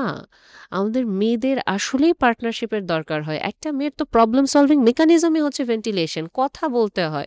একটা মেয়ে সারা দিন অফিস করুক, সারা দিন বাসায় থাকুক, যাই করুক, সে যেটা করবে বাসায় আসার পরে হয় তার হাজবেন্ডকে অথবা বয়ফ্রেন্ডকে অথবা কাউকে একজনকে তার বলতে হয়, ভালো লাগে। এখন সেই মেয়ে যদি বলে আমি তো স্বয়ংসম্পূর্ণ, আমার কাউকে লাগবে না, আলটিমেটলি সে সোসাইটিতে ফিট ইন করতে চাচ্ছে। কারণ আমি তো দেখেছি আমার মতো আরো 3-4 জন আছে, বিয়ে করে নাই, করবে না, ছেলে মানেই ঝামেলা, আমি তাহলে একাই থাকবো। ডিপ ডাউন ইনসাইড সে লোনলিনেসে সাফার করছে, সে এটা কাউকে শেয়ার করতে পারছে না, সে কাঁদছে বসে বসে যে আমি লাইফে মিনিং খুঁজে পাচ্ছি না, আমি কোনো শান্তি খুঁজে পাচ্ছি না। সে উদ্ভ্রান্তের মতো ঘুরে বেড়াচ্ছে। কেন? কারণ এই সোসাইটি তাকে বলছে do not settle for less. কাজে সে তো সেটেল করবে না কোনো কিছুতে। বিয়ে কাকে করবে এটাও সে বুঝতে পারে না। তার প্রায়োরিটি কি হবে, তার কি কোথায় অ্যাডজাস্ট করা উচিত, কোথায় আসলে কম্প্রোমাইজ করব, এগুলাও সে কিছু বুঝতে পারে না। মেয়ের মা বাবা এরাও বুঝতে পারে না। আলটিমেটলি এই সোসাইটিতে ফিট ইন করতে গিয়ে সে সাইলেন্ট সাফার করছে এবং একটা পর্যায়ে বিভিন্ন রকমের ভুল সিদ্ধান্ত নিচ্ছে। এবং যখন এইসব বাস্তব কথা আসলে চোখের সামনে আসে যে আমি স্টিল এটাতেই সাফার করছি, আমি লোনলিনেসেই সাফার করছি, আবার যখন একজন ভদ্রলোক আমাকে বলছে বা একটা ভদ্র মহিলা বলছে এই যে তুমি যে ডিভোর্স করেছো তুমি কিন্তু পাত্র পাবে না, এবং ডেফিনেটলি অনেকে ভ্যালিড কারণেই ডিভোর্স করে, আমি ডিভোর্সের এগেনস্টে না, কিন্তু অনেকে অনেক তুচ্ছ কারণেও ডিভোর্স করে আজকাল। সো যেটা হবে আমার ইনসিকিউরিটি ট্রিগার হবে এবং আমি জাস্ট এই সত্যিটাকে ধামাচাপা দেওয়ার জন্য উটের মতো মাটিতে জাস্ট মাথাটা ঢুকায় আমি বলবো যে না না সব মিথ্যা, গালি দিয়ে হোক যেভাবে হোক মুখটা বন্ধ করব, কারণ আমি আমার ইনসিকিউরিটিটাকে বাস্তবে ভিজুয়ালাইজ করতে চাই না। আমি দেখতেই চাই না যে আমি আসলে যেটাকে ভয় পাচ্ছি ওটা খুব বাস্তব একটা চিত্র। সো রিয়েল চিত্রটা এটা, কারণগুলোও এটা। আমি দেখি একটা খুবই অদ্ভুত জিনিস যে অনেক সময় পাত্রী এবং পাত্রীর বাবা মাকে যদি প্রশংসা করা হয় তাও তারা খুব অপছন্দ করে। এবং আমি যদি বলি যে পাত্রীরা অনেক বেশি যোগ্য পাত্রদের থেকে, যেটা সমাজে এখন সত্য কথা, পাত্রীরা এটা নিতে পারে না। পাত্রীরা তাদের পাত্রীপক্ষ এটাকে নিতে পারে না। সো আপনি যেমন একটা পালকি নামের একটা প্ল্যাটফর্ম তৈরি করেছেন, যেখানে আমিও চেষ্টা করেছি সাথে থাকার, যে মূল আইডিয়াটা ছিল যে যারা স্ট্রাগল করতেছে বিয়ে করতে, পাত্র বা পাত্রী পেতে উপযুক্ত, তাদেরকে হেল্প করা, আর আমরা দেখি তাদের স্ট্রাগলটা। এবং সেইটা করতে গিয়ে আমরা যখন বিভিন্ন কাজী অফিস থেকে শুরু করে বিভিন্ন মানুষ যারা বিয়ে করতে হেল্প করে, প্রত্যেকের চিত্র একটাই। এই মুহূর্তে ঢাকা শহরে বা বাংলাদেশে প্রতি একটা পাত্রর জন্য যে যোগ্য, খুব বেসিক লেভেলে যোগ্য, সেইখানে তার জন্য 10টার বেশি পাত্রী আছে যারা উপযুক্ত। এটা বাস্তবতা। এখন এই বাস্তবতা শুনলে মানুষ রেগে যায়। রেগে গেলে তার এই রেশিওটা চেঞ্জ হবে না। এখন যেটা হয়, ধরেন বিষয়টা এরকম যে ধরেন উপযুক্ত পাত্র হইল কোরবানির গরু। এখন আপনি পাত্রী এবং পাত্রীপক্ষ, আপনি একটা গরু কিনতে গেছেন। এটা খুব লেম এক্সাম্পল দিচ্ছি। এখন আপনি বাজারে ঈদের আগের দিন গিয়ে দেখলেন কোনো গরু নাই। এখন আপনি রেগে গেলেন। রেগে গেলে কি গরু আসবে? রেগে গেলে তো গরু আসবে না। বাস্তবতা এরকম, উপযুক্ত পাত্র যদি গরু হয়, গরু নাই বাজারে, গরু খুব কম। আপনি আপনার সমাজের আশেপাশে তাকায়, এবং এটা আরো ভয়ঙ্কর অবস্থায় ডিভোর্সের পরে একটা উপযুক্ত ডিভোর্স পাত্রের জন্য অ্যাপ্রক্সিমেটলি 15টা বা 20টার বেশি উপযুক্ত পাত্রী আছে। এবং আপনি আপনার সমাজের দিকে তাকায় দেখেন, আপনি আপনার সমাজে দেখবেন সমাজে প্রচুর ডিভোর্স বলে, সবাই বলে সমাজে প্রচুর ডিভোর্স, কিন্তু আপনি দেখবেন আপনি ডিভোর্স ছেলে খুব একটা পাবেন না, দেখবেনই না। কিন্তু ডিভোর্স পাত্রী, divorce doctor, divorce lawyer, divorce সাংবাদিক, ডিভোর্স এনিথিং, ডিভোর্স বিবিএমবিএ করা লোক সমাজে। তার মানে আপনাকে কি ইন্ডিকেট করে? উপযুক্ত পাত্রী, যোগ্য পাত্রী অনেক বেশি সমাজে। এবং এটা দেশে এবং দেশের বাইরে, বাংলাদেশের ক্ষেত্রে চিত্রটা এরকম। ইভেন টিন্ডার তাদের যেই ডাটা শেয়ার করছে, টিন্ডারেরও চিত্রটা এরকম। মানে আমি বাংলাদেশিদের বাইরের কথা বলতেছি। তো সেইখানে এখন অবশ্যই প্রচুর পরিমাণে পাত্র এটা সুযোগ নেয়। এখানে কি হয়, অযোগ্য যারা ছেলে পেলে তারা অনেক ক্ষেত্রে মেয়েদেরকে ডিস্টার্ব করে ডিভোর্স শুনলে। এখন 100টা মেয়েকে ডিস্টার্ব করলে এখানে একটা খুব বাজে তারা ওয়ার্ড ইউজ করে, এটার নাম হচ্ছে ফিশিং। খুব বাজে একটা ওয়ার্ড ইউজ করে ছেলেদের মধ্যে। ফিশিং মানেই হলে আমি বিভিন্ন মেয়েকে পটাবো, মেন্টালি অ্যাবিউজ করব, টাকাও নেওয়ার চেষ্টা করব, ঝুলায় রাখবো, অ্যান্ড খারাপ কিছু বললাম না, তারপরে আমি ছেড়ে দিব। এবং আমার জন্য 4টা মেয়ে সুইসাইড করার চেষ্টা করছে, আমার খুব ভালো লাগে। এটাকে বলে ফিশিং। ছেলেরা তাদের নিজেদের সার্কেলে বলে। এবং এই জঘন্য কাজটা প্রচুর ছেলে করে। দেখা যাচ্ছে একজন বুয়েটের একজন সিনিয়র বড় ভাই, গ্র্যাজুয়েট করা, সে টিউশনই করায় প্রত্যেকটা মেয়ে, এবং প্রত্যেককে সে বিয়ের আশ্বাস দিয়ে যাচ্ছে। অথবা একজন প্রবাসী একটা ছেলে, সে হয়তো বা একসময় পড়াশোনা করছে বা এখনো করতেছে, সে সমানে বাংলাদেশে ফোন করে, সে যেহেতু একটা যোগ্য পাত্রের প্রোফাইল তার হয়ে গেছে, সে দিন রাত মেয়েদেরকে সে স্টক করে বেড়াচ্ছে। মেয়েরাও যেহেতু তাদের ফ্রাস্ট্রেশন থেকে বলি, তারা একটা রিস্ক নেয়, ঝুঁকি নেয়। কেন ঝুঁকিটা নেয়? বিকজ যদি লেগে যায়, কারণ সে তো জানে যে গরুর হাটে গরু নাই।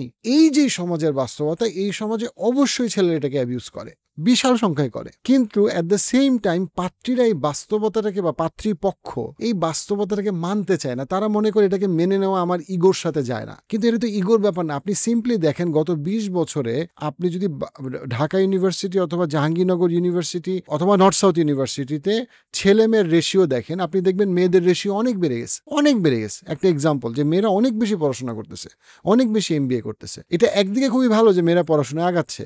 বাট আমি যদি বিয়ের বাজারের জায়গা থেকে বলি, এই মেয়েদের জন্য তার থেকে কম উপযোগী একটা পাত্র সাথে সম্পর্ক করাটা কঠিন, যেটাকে ইসলামে বলে কুফু মিলানো। তাদের জন্য কুফু মিলানোটা কঠিন। একটা মেয়ের জন্য বায়োলজিক্যালি, সাইকোলজিক্যালি তার জন্য তার থেকে নিচের স্ট্যাটাসের কাউকে বিয়ে করাটা ডিফিকাল্ট, তাকে পছন্দ করা তার জন্য ডিফিকাল্ট, অসম্ভব না, বাট ডিফিকাল্ট। এখন এই যে রেশিওর যে উল্টাপাল্টা বাস্তবতা, যে একটা মেয়ে যে চাকরি করে 50,000 বা 1,00,000 টাকা, তার জন্য একটা বেকার ছেলেকে বিয়ে করাটা কঠিন, একটা বেকার ছেলের প্রেমে পড়াটা কঠিন। কিন্তু ওই বেকার ছেলে অনেক সময় ওই পাত্রীর পাসপোর্টের জন্য, স্ট্যাটাসের জন্য, বেনিফিটের জন্য তাদেরকে ওই ইনস্টাগ্রামে হাই আপু হাই আপু হাই আপু বলতেছে। যদি লেগে যায়, যদি আমি 20টা আপুকে হাই আপু বলতে থাকি, দুইজনও যদি রেসপন্ড করে, তাহলে তারা বলে 2টা মাছ ধরলাম। করে কিন্তু মেয়েরা রেসপন্স করে, এবং মেয়েরা রেসপন্স করে সবসময় এই জায়গা থেকে না যে তারা ইমোরাল। অনেক ক্ষেত্রে তারা করে বিকজ তারা ফ্রাস্ট্রেটেড, এবং তাদের এই ফ্রাস্ট্রেশনটাকে তারা দিনের আলোয় তারা অনেক সময় বলে যে আমার কাউকে লাগবে না, কিন্তু রাতের অন্ধকারে তাদের একা লাগে, তাদের খারাপ লাগে। আমি তাদের বলতে পারে, তার বাবা মাকে ব্লেম করে, চাচাকে ব্লেম করে, তারা সমাজকে ব্লেম করে, সবকিছুকে ব্লেম করে। সংকটটাকে কেউ নিয়ে চিন্তা করে না যে আসলেই তো বিয়ে জীবনে খুব গুরুত্বপূর্ণ একটা বিষয়, সম্পর্ক একটা গুরুত্বপূর্ণ বিষয়, এবং এটার যে ডিমান্ড সাপ্লাই বা এটার যে বাস্তবতা, সমাজের বাস্তবতা, এটা একটা অসম বাস্তবতা। এখানে আপনার কাছে কি মনে হয় যে যখন একটা মেয়ে আমাদের সমাজে বিয়ের চিন্তা করে বা পাত্রীপক্ষ বা মেয়ে পক্ষ চিন্তা করে, তারা আসলে মৌলিকভাবে কোন ভুলগুলা চিন্তা করে, কি ভুল চিন্তা করে? এখানে আমি যদি একেবারে আমার মানে এক্সপেরিয়েন্স থেকে বলি, যেগুলো পেশেন্টরা বলেন বা আশেপাশে ফ্যামিলি মেম্বার বা রিলেটিভদের ভিতরেও আমি যেগুলো দেখি, ফার্স্ট অফ অল ওরা না আসলে জানেই না যে ওরা কি রকমের পাত্র চায়। এই জায়গাটা আমার কাছে খুব অদ্ভুত লাগে। এবং তারা কিছু ক্ষেত্রে লেটস সে আমার আসলে অ্যাপিয়ারেন্সটা খুব পছন্দ, আমার ফিজিকটা খুব পছন্দ, এবং আমি এটা কাউকে বলতে পারতেছি না। কারণ মানুষ বলবে কি, ও তুমি চেহারা দেখে ইয়ে পছন্দ করবা, তাইলে কেমন লাগবে। সো আমি কিন্তু ওটা বলতেছি না। এবং আমি ভালো ভালো মানে সমাজে যেগুলো ভালো বলে, পড়াশোনায় ভালো বা হচ্ছে একটা ভালো স্ট্যাবলিশ ক্যারিয়ার বা সবকিছুই ভালো, কিন্তু আমি সমানে না করে দিচ্ছি কোনো না একটা কোনো খুঁত ধরে। কারণ কি, আলটিমেটলি আমার এক জায়গায় মন আটকানো। আর প্রথম যেটা বললাম, আমি অ্যাকচুয়ালি জানি না যে আমি কেমন ছেলে বিয়ে করতে চাই, জাস্ট সমাজে একটু শো অফ করাইতে পারি জানি এইরকম। আরেক ক্যাটাগরি থাকে যে হচ্ছে মানে পছন্দ হচ্ছে, বাট ঠিক এফোর্ট আমি দিব না। যেমন আমার বিয়ে করা দরকার, আমি জানি, মেয়ের বাবা মাও জানে যে মেয়েটাকে বিয়ে দেওয়া দরকার, কিন্তু হয়তো আমি বরিশালে আছি, হয়তো আমি অস্ট্রেলিয়াতে আছি, আমার যে একটু আমার গণ্ডির বাইরে যাওয়া দরকার, ওটা আমি যাব না। আমার বিয়ে করা দরকার, ঠিক আছে, আশেপাশের মধ্যে যদি দেখো তো দেখলে পাও, নাহলে আমি যাব না। এবং আপনাকে তো আলটিমেটলি আপনার বাউন্ডারিটাও বাড়াতে হবে। আরও যে জিনিসটা অনেক ক্ষেত্রে আমি যেটা বললাম, যে আমি যেহেতু জানি না আমি কেমন বিয়ে করব, তারা আসলে বুঝতে পারে না যে কিছু জিনিস হয়তো ছাড় দেওয়া যায়। আমি একেবারে যে পিকচার পারফেক্ট সোশ্যাল মিডিয়ার মতো একটা কোয়ালিটি সেট করে রেখেছি, এটাও আমি পাবো না। খুব পারফেক্ট একটা পিকচার চাই। এবং খুব ইন্টারেস্টিং ব্যাপার, আমি কি পারফেক্ট কিনা এটা কিন্তু আমি দেখতে রাজি না। কারণ ওই যে আমার মাথায় তো একটা কথা আছে যে না, আমার জন্য আসলে একদিন না একদিন প্রিন্স চার্মিং আসবে, যে আমাকে ডিজার্ভ করে, আমি যাকে ডিজার্ভ করি।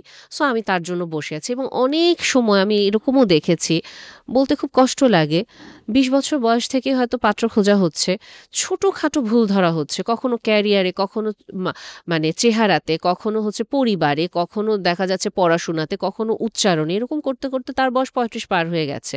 এবং যখন একটা সময় তার ১০০-২০০ রেজিউমে জমা হতো, সিভি জমা হতো, একটা পর্যায়ে এখন আর আসে না। এবং এরকমও খুব কাছের কাছের মানুষকে আমি এরকম বলতে শুনেছি যে আসলে দেখো, তোমার বয়সটা তো বেশি হয়ে গিয়েছে, তুমি যদি খুব সুন্দরী হতে তাহলে না হয় আমি তোমাকে দাঁড় করাতে পারতাম আমার ফ্রেন্ডদের সামনে, অথবা তোমার বয়সটা যদি কম হতো তাহলেও হয়তো তোমাকে বিয়ে করতো, বা এখন তোমার বয়সটাও বেশি, তুমি হয়তো তথাকথিত সুন্দরী নাই। কথাগুলো বলতে আমার খুব কষ্ট হয়, কারণ আমার সামনে যখন এগুলো বলা হচ্ছিল কাউকে, আমার নিতে খুব কষ্ট হচ্ছিল। আলটিমেটলি মেয়েরা এটা শুনছে এবং এর পরেও তারা ডেসপারেট হচ্ছে তখন বিয়ে করার জন্য। কিন্তু এই যে স্যাক্রিফাইসটা, অ্যাডজাস্টমেন্ট, আমি এটাকে স্যাক্রিফাইসই বলবো, কারণ অ্যাডজাস্টমেন্ট মেন্টালিটিটা তার ওই সময় ছিল না, বাবা মাও করেনি।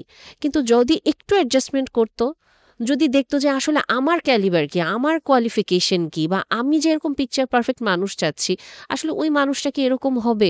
এবং কোনো মানুষ তো পারফেক্ট না, মুখে বলছি একটা ভালো চরিত্র হলেই হবে, কিন্তু আমরা রাজি হই না। কারণ আমার ভেতরে ভেতরে টাকা পয়সাও লাগবে, চেহারাও লাগবে, অনেক কিছু লাগবে।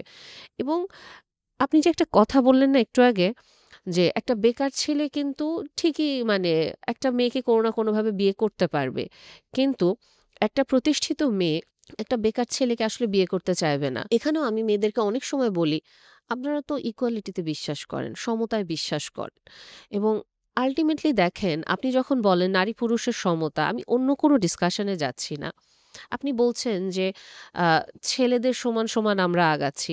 একটা ছেলে তো একটা বেকার মেয়েকে নিতে পারে। তাহলে হয়তো এই মুহূর্তে যে ছেলেটার সাথে আপনি ৭ বছর অ্যাফেয়ার করে আসছেন, এখন যখন আপনার বিয়ের কথা চলছে, ছেলেটা না হয় বেকার, এবং আপনি জানেনই ছেলেটার ক্যালিবার আছে, আপনি ছেলেটাকে কমিটমেন্ট দিয়েছেন বিয়ে করবেন, এবং তাহলে আপনি ওই সময় কেন ছেলেটাকে বেকার বলে হাতটা ছেড়ে দিয়ে চলে আসতেছেন? কারণ এই ছেলেটা একটা না একটা পর্যায়ে গিয়ে অবশ্যই চাকরি করবে, এই ছেলেটা একটা সময় বিয়ে করবে। সো এই পার্টটাও আমার কাছে খুব উইয়ার্ড লাগে মেয়েদের, যে আমরা মেয়েরা সমতায় বিশ্বাস করি, কিন্তু আমরা এখনও এটা বিশ্বাস করি আমার চেয়ে আমার হাজবেন্ড একটু উপরের কোয়ালিটির হবে, আমি ১ লাখ কামালে তাকে ২ লাখ কামাতে হবে। এবং আমরা মেয়েরা কিছু ক্ষেত্রে আমার অসম্ভব খারাপ লাগে এই ফেক মেন্টালিটির কারণে, আমরা সত্যিটাও বলতে পারি না, আমরা এতটা ফেক হয়ে যাচ্ছি। এখানে আমি একটু আপনার সাথে দ্বিমত পোষণ করবো একটা জায়গায়, মানে আংশিকভাবে। সেটা হচ্ছে কিছু ছেলে কিন্তু সারা জীবন বেকারই থাকে, এবং এটা একটা সমাজের বাস্তবতা যে আমাদের সমাজে একটা বিশাল পরিমাণে পাত্র ৩৮ বছর বয়সেও গেম খেলে সারা দিন, এবং সে তার বউয়েরটাই খায়।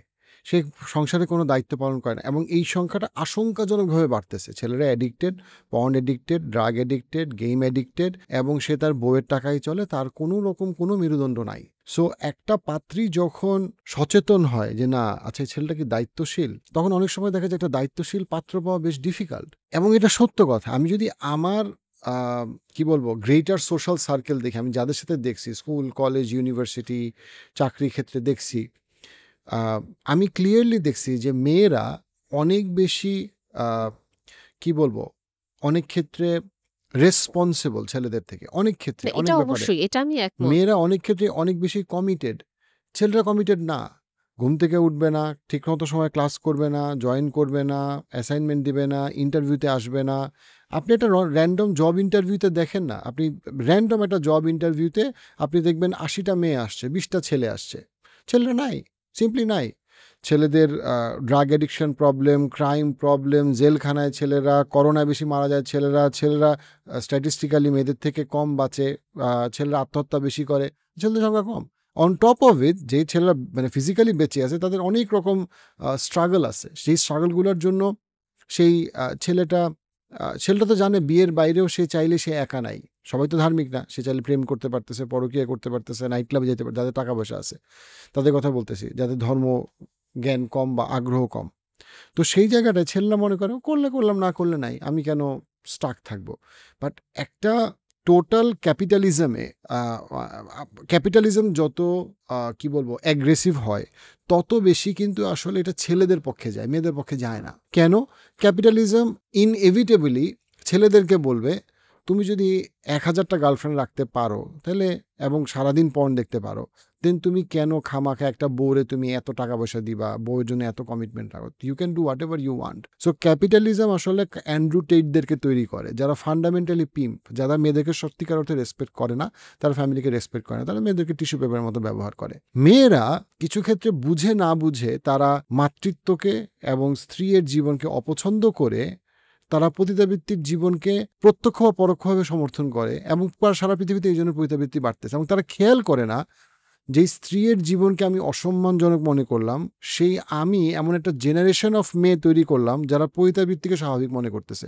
এবং অবশ্যই পতিতাবৃত্তিতে মেয়েরা কালেকটিভলি আরও ভয়ঙ্করভাবে সেক্সুয়ালি এবং সাইকোলজিক্যালি অ্যাবিউজড হয় কম্পেয়ার টু স্ত্রীরা যেভাবে অ্যাবিউজড হয়। ইভেন আমি খুব রিসেন্টলি দেখতেছিলাম একটা জিনিস যে কিভাবে কাজ করে ক্যাপিটালিজম। যে আমেরিকার একটা পডকাস্টে গ্যাল গ্যারট নামে একজন বিখ্যাত একজন অথার, উনি বলতেছেন যে মেয়েদের জন্য সবচেয়ে ডেঞ্জারাস মানুষটাকে সে প্রশ্ন করতেছে, সবচেয়ে ডেঞ্জারাস মানুষটাকে হিস্টোরিক্যালি সে বলতেছে এটা কে, মানে কোন মানুষ বা কোন জিনিস একটা মেয়ের জন্য সবচেয়ে বেশি ডেঞ্জারাস। অ্যান্ড দেন সে কনক্লুড করতেছে সবচেয়ে বেশি হচ্ছে স্বামী। কেন? সারা পৃথিবীর ইতিহাসে একজন স্বামী মেয়েদেরকে যেই পরিমাণে অ্যাবিউজ করছে নানাভাবে, এটা অন্য কোনো মানুষ করে নাই। এবং সবাই হাত তাড়িতেছে, কমেন্ট করতেছে, হ্যাঁ সত্যি। And he is in one way he is right. কিন্তু বিষয়টা হচ্ছে আপনি যদি ফুল পিকচারটা দেখেন, প্রচুর পরিমাণে মেয়ে যে ফাইন্যান্সিয়ালি সিকিউর ছিল এবং তারা যে সোশ্যালি সিকিউর ছিল, সেখানেও তো ছেলেদের অনেক বড় একটা ভূমিকা আছে। আপনি তো একটা অ্যাঙ্গেল আনলেন অ্যাজ ইফ সারা পৃথিবীতে মেয়েদেরকে খালি বিপদে ফেলাইছে ছেলেরাই, বাট আপনি তো আদার হ্যান্ড দেখলেন না যে সারা পৃথিবীতে যে পরিবারগুলো গঠন হয়েছে সেখানে ছেলে এবং মেয়ে দুই পক্ষেরই সমন্বিত কন্ট্রিবিউশন ছিল। তা না হলে এত বছর ধরে এতগুলা পরিবার, সমাজ, রাষ্ট্র কিভাবে তৈরি হইলো? As if you are saying that ছেলেরা খালি মেয়েদেরকে অ্যাবিউজই করে, এবং আপনি জীবনে এমন কোনো ছেলে দেখেন নাই যে মেয়েটা টেক কেয়ার করে financially, socially, emotionally and so on. So এই ন্যারেটিভগুলো মেয়েদেরকে বলা হয়, এবং আমি ডিপলি মনে করি তারা বুঝে বা না বুঝে আসলে সমাজের প্রস্টিটিউট বাড়ছে, বিকজ একটা প্রস্টিটিউট ইকোনমিতে কন্ট্রিবিউট করে। তাদের ভাষায় ক্যাপিটালিজমে প্রস্টিটিউট কন্ট্রিবিউট করে, হাইপার ক্যাপিটালিজমে একটা মায়ের কোনো কন্ট্রিবিউশন তারা দেখে না, যেখানে মা আসলে হাজার লক্ষ বছর এই পৃথিবীকে বাঁচায় রাখার মতো কন্ট্রিবিউশনটা করে। সো আমি মনে করি যে আসলে মানে ছেলেদের এখানে অনেক বড় রকম মানে অ্যাবিউজ করার একটা নেচার তৈরি হয়েছে এই কনটেক্সটে, এবং ছেলেদের মধ্যে একটা সিগনিফিক্যান্ট নাম্বার অযোগ্য। এবং এইখানে আমার কাছে মেয়ের বাবাদেরকে অনেক বড় একটা দায়ী মনে হয়, যেখানে আমাদের হাদিসে অ্যাক্টিভলি এনকারেজ করা হয়েছে মেয়ের বাবাদেরকে সৎপাত্র খোঁজার জন্য এবং সৎপাত্রে মেয়েকে তুলে দেওয়ার জন্য, অবশ্যই মেয়ের পারমিশন নিয়ে, মেয়ের পারমিশন ছাড়া না। সেখানে কিন্তু মেয়ের বাবারা এই দায়িত্বটাতে অবহেলা করে, তারা এটাকে গুরুত্ব দেয় না, তারা তার মেয়ের বিয়ে দেওয়ার ব্যাপারে অ্যাক্টিভলি ছেলে খুঁজে না তার কর্মক্ষেত্রে, বরং সে মনে করে এটা মেয়েদের ব্যাপার, কিন্তু এটার জন্য সে আল্লাহর কাছে দায়ী থাকবে। আমি কেন বলতেছি, একটা ছেলের জন্য ছেলে খোঁজা ছেলে বোঝা, কে দায়িত্বশীল, কার চরিত্র, এটা ইজিয়ার। একটা মেয়ের জন্য একটা ছেলেকে বোঝা ডিফিকাল্ট কম সময়। আমরা যারা ছেলে, আমরা আমাদের সার্কেলের কোন ছেলেটা কেমন আমরা অনেক বেটার বুঝতে পারি, কারণ আমরা ওই সার্কেলের। একটা মেয়ের জন্য হঠাৎ করে দূর থেকে দেখে কে ম্যানুপুলেট করতেছে আর কে অনেস্ট, কার ইন্টিগ্রিটি আছে, এটা মেয়ের জন্য মানে জাজ করাটা ডিফিকাল্ট। এখানে অনেক ক্ষেত্রে মেয়ের বাবারা অনেক বড়টা দেয়, এবং মেয়ের বাবারা অ্যাক্টিভলি মেয়েটার জন্য যে তার জীবনের সবচেয়ে গুরুত্বপূর্ণ সিদ্ধান্তের একটা হচ্ছে গিয়ে সে কখন কাকে বিয়ে করবে, কখন আগে তারপরে কাকে, মেয়েদের কখন বিয়ে করা উচিত আর কাকে বিয়ে করা উচিত, মানে এই প্রশ্নে আমাদের সমাজ খুব ভুল করে। একটা মেয়ে বোঝে না যে তার জন্য 25 বছর বয়স আর 35 বছর বয়সের মধ্যে আকাশ আর পাতাল পার্থক্য, বিকজ তারও কিছু রিসোর্স আছে। এই রিসোর্সগুলো 35-এ থাকবে না। প্রত্যেকটা মানুষের, একটা ছেলেরও রিসোর্স আছে, মেয়েরও রিসোর্স আছে। শুনতে যেমনই লাগুক, মেয়েদের রিসোর্সের ক্ষয় হয়, এবং এই ক্ষয়টা সে তার ভাইয়ের বয়স যদি হয় 35, সে কিন্তু ঠিকই তার ভাইকে যদি সে ভালোবাসে, সে এমন একটা মেয়েকে খুঁজবে যেই মেয়েটা ইয়াঙ্গার। কিন্তু সেইটা বোঝে না যে আমি 25 বছরে বিয়ে করতে পারতাম, কিন্তু আমি পাত্র দেখব না। কেন? কারণ আমাকে এখন বিরাট রকম স্ট্যাবলিশ হইতে হবে। কেন? কারণ বিয়ে করলে আমার জামাই হয়তো আমাকে স্ট্যাবলিশ হতে দিবে না। ওয়েল ফাইন, আপনি 35-এ গিয়ে স্ট্যাবলিশ হয়েছেন, টাকা পয়সা আছে, এখন আপনি দেখতেছেন আপনার যোগ্য কোনো পাত্র নাই। ওয়েল, তো আপনার টাকা আছে। ওয়েল, আপনি যদি 25-এ যদি যোগ্য পাত্রকে বিয়ে করতেন, সে তো আপনাকে ফাইন্যান্সিয়াল সিকিউরিটি দিতই, এবং সে যেটা ভালো পাত্র হতো, সে আপনাকে পড়াশোনা করতে দিত, চাকরিও করতে দিত, আপনি তো সবই পাইতেন। কিন্তু আপনার আমও গেল, ছালাও গেল পুরুষ ঘৃণার কারণে, যে আপনি ধরেই নিয়েছেন পুরুষরা খারাপ, চাকরি করতে দিবে না, তাই আমি চাকরি করবো। চাকরি করলেন, তারপরে এমন একটা বয়সে পৌঁছালেন যেখানে আর কোনো পুরুষ নাই। বা সেটা অনেকের ক্ষেত্রে সত্যি। এখন কোনো মেয়ে বলতে পারে না আমার ক্ষেত্রে এটা বাস্তব না। ওয়েল, সেটা এক্সেপশন। বেশিরভাগ মেয়ে ফেসবুকে একা থাকতে ভালোবাসে, রিয়েল লাইফে সে একা থাকতে ভালোবাসে না, সে সংসার করতে চায়, একটা বয়সে গিয়ে সে সংসার করতে চায়, কিন্তু তখন তার জন্য উপযোগী পাত্র পাওয়াটা ডিফিকাল্ট হয়ে যায়। কিন্তু আপনি কিন্তু একটু আগে আমাকে বললেন যে বেশিরভাগ ছেলেরা আসলে বেকার থাকতেই পছন্দ করে, কাইন্ড অফ একটা কিডাল্ট যে টার্মটা আমরা ইউজ করি ওরকম একটা ফর্মে থাকে। সো বেশিরভাগ ছেলেরা যদি এরকম থাকতে পছন্দ করে, এবং হ্যাঁ, আমি অবশ্যই মানছি যে ছেলেরা খুব দায়িত্ব নেয় বা তারা আসলে সিকিউর একটা লাইফ প্রোভাইড করতে চায়, তারা ওই রেসপন্সিবিলিটিটা নিতে চায়, এবং একটা মেয়েও রিস্ক নিয়ে বিয়েটা করলো এবং আলটিমেটলি সাফার করলো, এবং এই যে সে সাফার করলো এবং এটা তার ক্লোজ সার্কেলে সে আস্তে আস্তে তার অন্য মেয়ে ফ্রেন্ডদেরকে বললো যে দেখো আমি কম বয়সে বিয়ে করেছি, আমার হাজব্যান্ড এই কাজটা করেছে। এবং আপনার কি ভাই মনে হয় না এই যে কষ্টের গল্পগুলো, ভাঙনের গল্পগুলো অনেক বেশি লাউড থাকে, এবং আসলেই যারা ভালো আছে তা অনেকে কিন্তু কম বয়সে বিয়ে করে ভালো আছে, সুন্দরভাবে পড়াশোনা করছে, ক্যারিয়ারও করেছে, সংসারও করছে, বা নিজের মতো করে একটা জগৎ গড়েছে, তারা কিন্তু অত লাউড না, তারা অত শেয়ার করে না। সো যেহেতু তারা লাউড না, শেয়ার করে না, স্বাভাবিকভাবে মেয়েরা ভয় পায়। এবং একটা জিনিস কি ভাইয়া, একটা সোসাইটিতে যদি একটা ছেলে প্যান্ট না পরে, মেয়েটাকে কিন্তু তখন শাড়িটা খুলে প্যান্টটা পরতে হয়। সো মেয়েদের একটা কমন ফ্রাস্ট্রেশন বা ভয়ের জায়গা তো এটা থেকেই যায় যে আমি যে করব, ঠিক আছে, আমি না হয় আমি পড়াশোনা করে করি। কারণ অনেক মেয়ে কিন্তু এখন এটা বলে, আমি তো ৩৫ এসে বিয়ে করেছি, আমি কই ভালো জীবনসঙ্গী পেয়েছি, আমি ৪০-এ বিয়ে করেছি, আলহামদুলিল্লাহ আমি একটা ভালো জীবনসঙ্গী পেয়েছি, আমি ভালো আছি। দেখবেন এই ভয়েসগুলো কিন্তু লাউড হচ্ছে। সো এটা লাউড হচ্ছে, আবার কম বয়সে বিয়ের যে ভাঙনটা ওটাও লাউড হচ্ছে। সো আমরা আসলে আজকে আপনি আমি যে ডিসকাশনটা করছি এবং রিয়েল সিনারিওটা দেওয়ার চেষ্টা করছি, এটাতে মেয়েরা আসলে পৌঁছাবে কিভাবে? আপনার কি মনে হয়? আমি মনে করি ন্যারেটিভটা অনেক চেঞ্জ হচ্ছে। আমি যদি সিম্পলি গত 15 বছরে শুধু ইউরোপ এবং আমেরিকার বড় বড় পডকাস্টারদেরকে আমি দেখি, তাদের মধ্যে প্রচুর ন্যারেটিভ চেঞ্জ হচ্ছে এখন। আমি 10 বছর আগে যেই অ্যাগ্রেসিভ ফেমিনিজমের কোনো সব পুরুষ খারাপ, কাউকে দরকার নেই, সেখান থেকে অনেককে আমি সরে আসতে দেখছি। অনেক মেয়েকে দেখছি, অনেক ছেলেকে দেখছি যারা এখন অনেক প্রো ফ্যামিলি কথাবার্তা বলে এবং অনেক রিয়েল কথা বলে। তারা মুসলমান না, তারা ধার্মিক না, বাট তারা প্রো ফ্যামিলি, তারা পরিবারকে বাঁচাতে চায়, এবং তারা অনেক ক্ষেত্রে অনেক কিছু কি বলবো বলে যেটা আসলে আগে শোনা যেত না। এখানে একটা বড় বিষয় যেটা হয়েছে, আমি মনে করি ন্যারেটিভ তৈরি করার দায়িত্ব আমাদের। আমরা যদি খালি বড় বড় কোম্পানি আর তাদের অ্যাড বিজ্ঞাপনের দিকে তাকায় থাকি ন্যারেটিভ তৈরির জন্য, তারা ওই ভ্যালুজই প্রমোট করবে যেই ভ্যালুজে তার বিক্রি ভালো হয়। এক্স্যাক্টলি, সো আপনার, প্রোডাক্ট হ্যাঁ আমরা সেটাই। সো সবাই। সো প্র্যাকটিক্যালি একটা কি বলবো, একটা মাল্টি ন্যাশনাল কোম্পানির পরিবার বাঁচায় রাখার কোনো আগ্রহ নাই। একটা মাল্টি ন্যাশনাল কোম্পানি মেয়েরা পর্দা করুক এই ব্যাপারে তাদের কোনো আগ্রহ থাকার কোনো কারণ নাই। তারা চাবে অ্যাগ্রেসিভ ফেমিনিজম। তারা চাবে কি, ছেলে মেয়ে বউ বাচ্চা সবাই চাকরি করুক, সবাই ট্যাক্স দেখ, সবাই আরও বেশি ট্যুরিস্ট হোক, সবাই আরও এন্টারটেনমেন্টের পিছনে পয়সা ঢালুক। সো অ্যাগ্রেসিভ ক্যাপিটালিজমের কথাটাই হচ্ছে কেমনে আরও স্পেন্ডিং বাড়ানো যায়, আরও বেশি পয়সা মানুষ কীভাবে খরচ করবে। সো মানুষ কখন শপিং বেশি করে, যখন সে ফ্রাস্ট্রেটেড, যখন তার পয়সা আছে। এবং সো সো আপনি যদি কম্পেয়ার করেন একটা ট্র্যাডিশনাল মা ভার্সেস একটা লেটস সে দুবাইয়ের প্রস্টিটিউট, কে বেশি খরচ করে?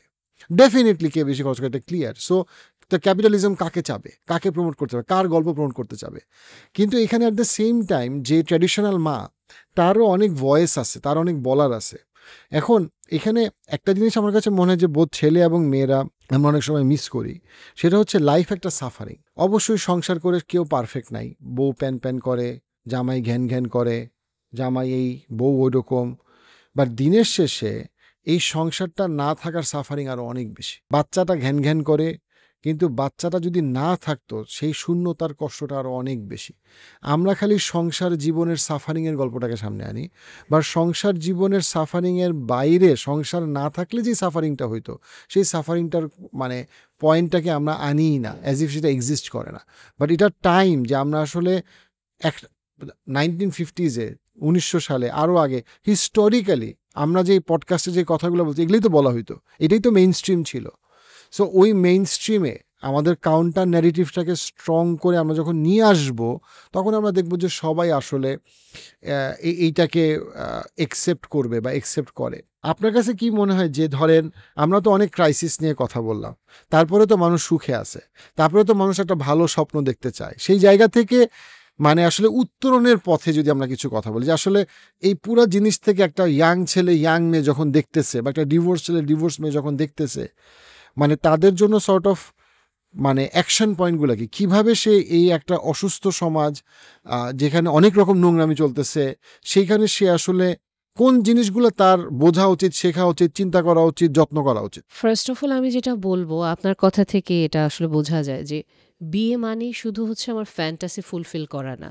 বিয়েটা একটা দায়িত্বের জায়গা, এবং বিয়ের দিনটাকে ঘিরে আমাদের যে উৎসাহ, যে আনন্দ থাকে, বিয়ের পরবর্তী আমি যে দায়িত্ব পালন করব, বা বিয়ের পরে যে ইনস্টিটিউশনটা আমি করব, ওখানে মানুষগুলোর সাথে আমার রিলেশনশিপ, কমিউনিকেশন কীভাবে বিল্ড আপ করব, এইটা নিয়ে আমাদের না খুব সিনসিয়ারলি কাজ করা উচিত। আমাদের নিজেকে জানা উচিত এবং নিজেকে একজন বেটার পার্টনার হিসেবে তৈরি করা উচিত।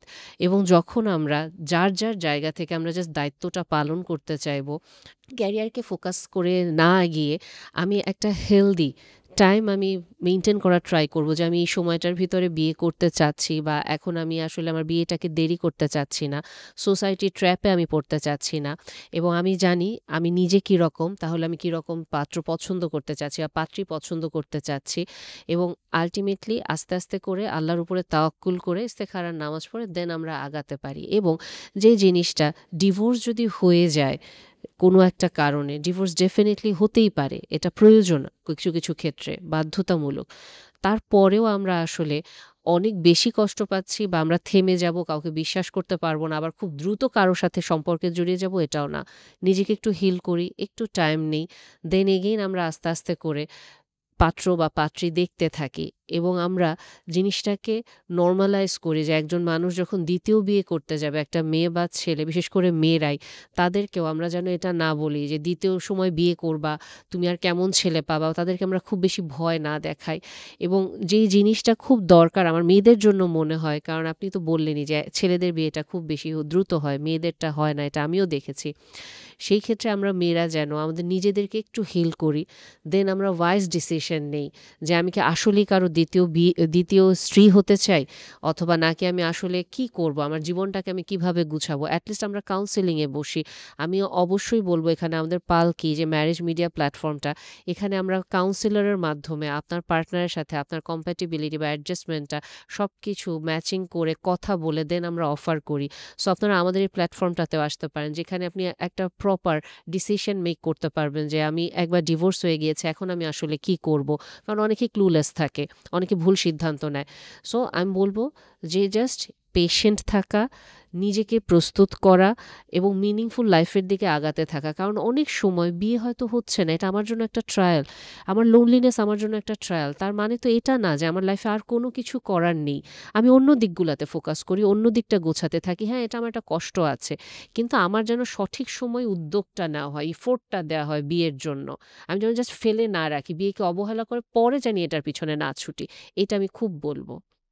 আমি যেটা দিয়ে শেষ করব সেটা হচ্ছে কি যে দেখেন, আপনি পুরুষ হন বা নারী, আপনার জীবনের সবচেয়ে গুরুত্বপূর্ণ সিদ্ধান্তের একটা হচ্ছে গিয়ে আপনি কেন, কখন, কাকে বিয়ে করতেছেন। আপনার বিয়ে করতে হবে বিকজ আপনি জানেন এটা একটা দায়িত্ববোধ, কিন্তু এই দায়িত্ববোধের মধ্যে আপনি জীবনের মিনিং খুঁজে পাবেন। আপনি কখন বিয়ে করবেন, আপনি অবশ্যই চেষ্টা করবেন যতটা আগে বিয়ে করা যায়, কারণ আপনি যখন আগে বিয়ে করবেন আপনার উত্তম পাত্র বা উত্তম পাত্রী পাওয়ার সম্ভাবনা বেশি। আপনি কাকে বিয়ে করবেন, যাকে বিয়ে করলে আপনি মনে করেন যে আপনি আসলে দুনিয়া এবং আখিরাতে ভালো থাকবেন, যে দায়িত্বশীল এবং যে আপনাকে আসলে এমন একটা জীবন দিবে যে জীবনটা আসলে আপনার কাছে অর্থবহ। সো সেই জায়গাটাতে আমি মনে করি যে বিয়ের সিদ্ধান্তকে কখনোই আপনি চিন্তা করবেন না এটা হইলে হবে, না হইলে নাই, সময় হইলে এমনিই হবে, এটা নিয়ে এত চিন্তা বা টেনশন করার দরকার নাই। না, this is a serious decision, probably the most important decision in your life. So এইটাকে হেলাফেলা না করা, এটাকে সবসময় একটা কি বলবো, 35 বছর পরে দেখা যাবে হিসাবে চিন্তা না করা, বোধ ছেলেদের জন্য এবং মেয়েদের জন্য এটা খুবই দরকার। সো এটা বলে আজকের পডকাস্ট শেষ করছি। ডক্টর মুনমুন জাহান, আপনাকে আবার আপনার সময়ের জন্য ধন্যবাদ, এবং আপনার কথায় অনেক কিছু শেখার আছে এবং আপনার অভিজ্ঞতা থেকে অনেক কিছু জানার আছে যেটা আমি মনে করি সমাজের জন্য দরকার। এবং আশা করি আপনার সাথে আবারও কোনো একটা গুরুত্বপূর্ণ টপিকে ডিসকাশন করার সুযোগ হবে ইনশাল্লাহ। ধন্যবাদ ভাই। আসসালামু আলাইকুম।